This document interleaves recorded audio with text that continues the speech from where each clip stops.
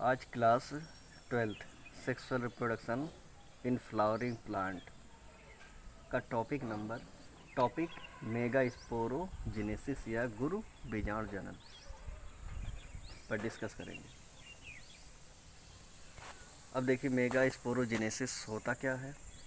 Ovule and एम्ब्रोसैक का development mega sporogenesis कहलाता है। ओव्यूल एंड एम्ब्रोसैक का डेवलपमेंट मेगा स्पोरोजेनेसिस कहलाता है। अब देखिए ओव्यूल में जो न्यूक्लियस सेल होती है वो आकार में बड़ी होकर आर्चेस्पोरियल सेल में बदल जाती है।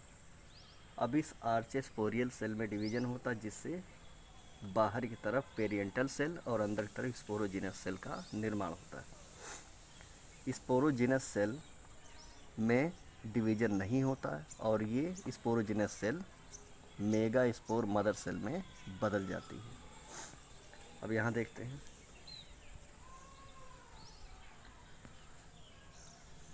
अब देखिए मेगा स्पोर मदर सेल जो होता है वो 2n होता है, डिप्लॉयड होता है। इसमें मियोसिस डिवीजन होता है जिससे 4 मेगा स्पोर का निर्माण होता है। इसे टेट्रेड ऑफ मेगा स्पोर कहते हैं।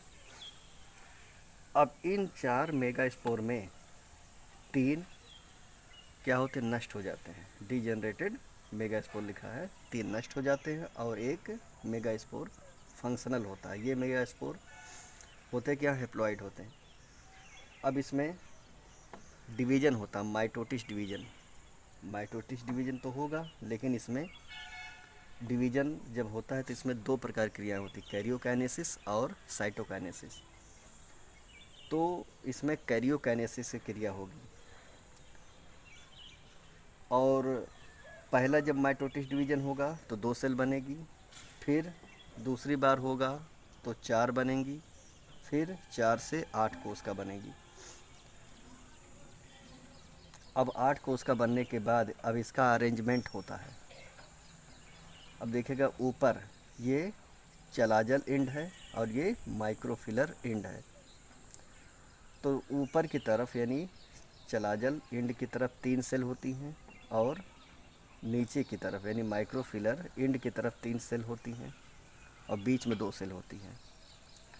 अब इसका जब मैच्योर होता, अब देखिए यहाँ तक तो हो गया है कैरियोकाइनेसिस। अब इसके बाद साइटोकाइनेसिस की क्रिया होगी। साइटोकाइनेसिस का मतलब है भित्तिका, वाल फॉर्मेशन, भित्ति का निर्माण होगा। अब ये एक मैच्योर एम्ब्रोसैक है। देखिए यहाँ भित्ति बन गई है।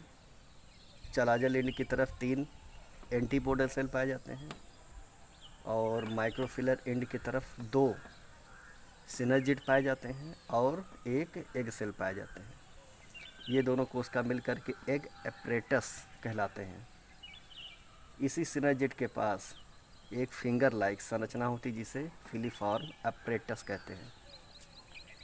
ये फिलीफॉर्म एपरेटस एक विशेष प्रकार का रसायन यानी केमिकल स्रावित करता है जिससे जो पॉलन ग्रेन